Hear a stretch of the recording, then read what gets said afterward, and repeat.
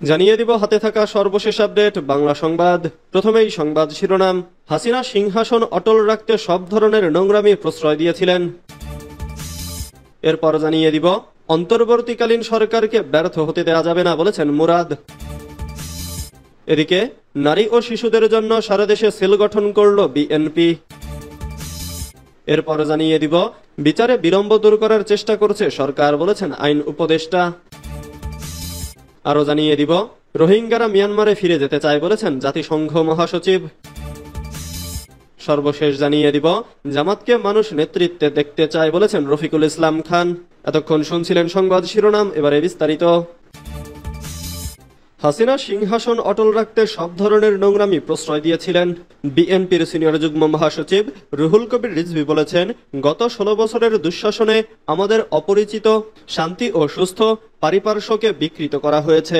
অন্যের জমি দখল, লুট, টাকা পাচারের মহোৎসবের মধ্য দিয়ে নিজের সিংহাসন অটল রাখতে সব ধরনের নোংরামিকে প্রশ্রয় দিয়েছিলেন শেখ হাসিনা। তার শাসনের সময় হত্যা, গুম, খুন, ধর্ষণ, নারী শিশু নির্যাতন, বিরোধী দলের রাজনৈতিক নেতাদের উপর অকথ্য নির্যাতন, রাষ্ট্র ও সমাজের এমনই বিস্তার লাভ ঘটানো হয়েছিল যাতে সভ্য, শিষ্ট, সজ্জন মানুষের বসবাস করা বিপজ্জনক হয়ে পড়েছিল। অন্তর্বর্তী সরকারকে ব্যর্থ হতে দেয়া যাবে না বলেছেন মুরাদ। দেশ জুড়ে ভয়াবহভাবে ধর্ষণ বেড়েছে মন্তব্য করে নারীদের নিরাপত্তা নিয়ে উদ্বেগ জানিয়ে ঢাকা জেলা যুবদলের সভাপতি ইয়াসিন ফেরদৌস মুরাদ বলেছেন, যতদিন যাচ্ছে নারী নির্যাতন, সহিংসতা ও ধর্ষণ বেড়ে চলেছে। ধর্ষণ প্রতিরোধে দৃষ্টান্তমূলক শাস্তি দিতে হবে। অন্তর্বর্তী সরকারকে ব্যর্থ করতে আওয়ামী লীগের দোসররা দেশকে অস্থিতিশীল করার চেষ্টা করছে বলে অভিযোগ করে ইয়াসিন ফেরদৌস মুরাদ বলেন, অন্তর্বর্তী সরকারকে ব্যর্থ হতে দেয়া যাবে না। একটি অবাধ সুষ্ঠু নির্বাচনের জন্য সরকারকে সহযোগিতা করতে হবে। ষড়যন্ত্র রুখতে দ্রুত সুষ্ঠু নির্বাচনের দাবি জানিয়ে তিনি বলেন, গত 7 মাসে দেশে আইনশৃঙ্খলা পরিস্থিতি থেকে শুরু করে কোনো রাষ্ট্রীয় প্রতিষ্ঠানে স্থিতিশীলতা আসেনি। ধর্ষণ মহামারী আকার ধারণ করেছে। তিনি আরো বলেন, জনগণের সরকার প্রতিষ্ঠার মাধ্যমে দেশে পরিপূর্ণ গণতন্ত্র প্রতিষ্ঠিত হবে। জনগণের সরকারই পারবে স্বৈরাচার হাসিনা সহ তার দোসরদের বিচারের মাধ্যমে দেশ পরিপূর্ণ স্বৈরাচার মুক্ত করতে।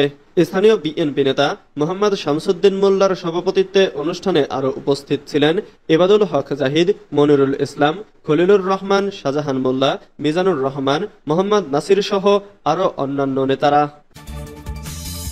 নারী ও শিশুদের জন্য সারা দেশে সেল গঠন করল বিএনপি। দেশে নারী শিশু নিপীড়ন ও ধর্ষণের ঘটনা আশঙ্কাজনক হারে বাড়ায় দলীয় আইনজীবী এবং চিকিৎসকদের সমন্বয়ে নারী ও শিশুদের জন্য 2টি সেল গঠন করেছে বিএনপি। সারা দেশে 84 সাংগঠনিক জেলায় এই সেল গঠন করা হয়েছে। এই সেল সারা দেশে সংগঠিত নারী ও শিশু নির্যাতন, ধর্ষণ, হত্যা ঘটানোর তথ্য সংগ্রহ করবে। শুক্রবার সকালে রাজধানীর নয়াপল্টনে কেন্দ্রীয় কার্যালয়ে এক সংবাদ সম্মেলনে এই সেল গঠনের তথ্য জানান বিএনপির জ্যেষ্ঠ যুগ্ম মহাসচিব রুহুল কবির রিজভী। সেল দুটি হল নিপীড়িত নারী ও শিশুদের আইনি সহায়তা সেল এবং নিপীড়িত নারী ও শিশুদের স্বাস্থ্য সহায়তা সেল। সেলের কেন্দ্রীয় সমন্বয়কারী হলেন বিএনপির আইন বিষয়ক সম্পাদক ব্যারিস্টার কায়সার কামাল ও স্বাস্থ্য বিষয়ক সম্পাদক রকিবুল ইসলাম। সংবাদ সম্মেলনে রিজভী বলেন, বর্তমান সময়ে নির্যাতিত আসিয়াকে ধর্ষণের পর মৃত্যুর বিষয়টি কোনোমতেই দেশবাসী মেনে নিতে পারছে না। বর্তমান শাসনকালে মানুষের প্রত্যাশা ছিল তৃণমূলে অতি দ্রুত আইনের শাসন বলবৎ হবে, কিন্তু প্রশাসনের শ্লথ ও ঢিলেঢালা আচরণের কারণে সমাজে দুষ্কৃতকারীরা নানাভাবে আশকারা পাচ্ছে। বিচার বিলম্ব দূর করার চেষ্টা করছে সরকার বলেছেন আইন উপদেষ্টা। অন্তর্বর্তীকালীন সরকারের আইন উপদেষ্টা আসিফ নজরুল বলেছেন, বিচারের ক্ষেত্রে বিলম্বের যে কারণগুলো সেগুলো দূর করার চেষ্টা করছে সরকার। শুক্রবার 14 মার্চ দেশের একটি জাতীয় দৈনিককে দেওয়া এক সাক্ষাৎকারে তিনি কথা জানান। সাক্ষাৎকারে মাগুরায় ধর্ষণের শিকার হয়ে মৃত্যুবরণ করা 8 বছরের শিশু আসিয়ার বিচারের প্রসঙ্গেও কথা বলেন তিনি। এক প্রশ্নের জবাবে আসিফ নজরুল বলেন, তাড়াহুড়া করে মামলা নিষ্পত্তি হলে অবিচার হতে পারে, অপপ্রয়োগ হতে পারে, এই আশঙ্কা তো সব সময়েই থাকে। আমাদের বিদ্যমান আইনে থাকা 180 দিনকে কমিয়ে আমি 90 দিন করার কথা বলেছি। 180 দিনও অনেকের কাছে মনে হবে তাড়াহুড়া। এটা করার সঙ্গে সঙ্গে আমরা আরো কিছু পদক্ষেপ নিচ্ছি। শুধু বিচারের সময় কমিয়ে দিলাম সেটা নয়, বিচারের ক্ষেত্রে বিলম্বের যে কারণগুলো সেগুলো আমরা দূর করার চেষ্টা করছি। ধর্ষণ মামলায় অভিযুক্তের জামিন প্রসঙ্গে তিনি বলেন, দিনাজপুরে যে জামিনের কথা বলছেন সেই জামিন হাইকোর্ট থেকে হয়েছিল। আমরা রাষ্ট্রপক্ষ আইন মন্ত্রণালয়ের পক্ষ থেকে উদ্যোগ নিয়ে অ্যাটর্নি জেনারেলের কার্যালয়ের মাধ্যমে এর বিরুদ্ধে আপিল করেছি। আপিল বিভাগে এই জামিনটা বাতিল হয়েছে। আমাদের প্রস্তাবিত আইনে জামিনের বিধান দেওয়া হচ্ছে না। রোহিঙ্গারা মিয়ানমারে ফিরে যেতে চায় বলেছেন জাতিসংঘ মহাসচিব।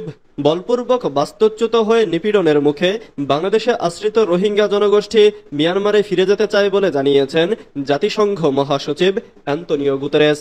এজন্য তিনি মিয়ানমারে শান্তি পুনঃপ্রতিষ্ঠার জন্য আন্তর্জাতিক সম্প্রদায়ের প্রতি আহ্বান জানান। শুক্রবার কক্সবাজারের রোহিঙ্গা শরণার্থী শিবির পরিদর্শনে গিয়ে এসব কথা বলেন জাতিসংঘের মহাসচিব। জাতিসংঘ মহাসচিব বলেন, রাখাইন রাজ্যে গণহত্যার শিকার হয়ে রোহিঙ্গা শরণার্থীদের ঢল নামে বাংলাদেশে। মানবাধিকার লঙ্ঘনের শিকার হয়ে অনেকেই সাম্প্রতিক সময়ে এসেছেন। 1 মিলিয়নেরও বেশি রোহিঙ্গা শরণার্থীকে আশ্রয় দিয়েছে বাংলাদেশ। এখন বিশ্বের সহায়তা প্রয়োজন। তারা বাড়ি ফিরতে চায়।